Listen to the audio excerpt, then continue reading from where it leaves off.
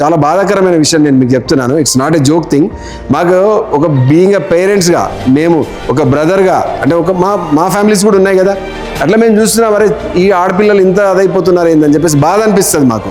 అమ్మాయి పరిస్థితి ఏమైపోతుంది అంటే, వాడా ఈ అమ్మాయికి 18 తీరదు, వాడా పెళ్లి చేసుకోడు, ఎందుకంటే ఈ అమ్మాయి చైల్డ్ మ్యారేజ్ అయితే వాడు కూడా జైలుకి పోతాడు.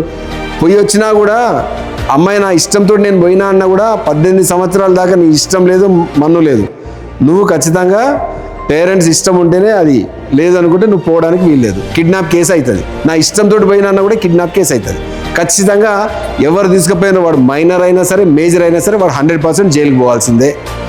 అమ్మాయిని ఏమైనా ఎక్స్ప్లాయిట్ చేస్తే వాని మీద రేప్ కేసు అవుతుంది 100%. ఇది అంటే ఖచ్చితంగా వాని మీద రేప్ కేసు అయితే, వాడు రేప్ అయితే జైలుకి పోవాల్సిందే. వాడు జైలుకి పోతే వాని కెరీర్ అంతా క్లోజ్.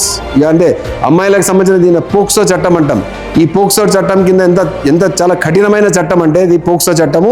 2 చట్టాలు చాలా కఠినంగా ఉంటాయి. ఈ చట్టాల్లో వాడు ఇరుక్కున్నాడు అనుకో, ఇక మటాష్.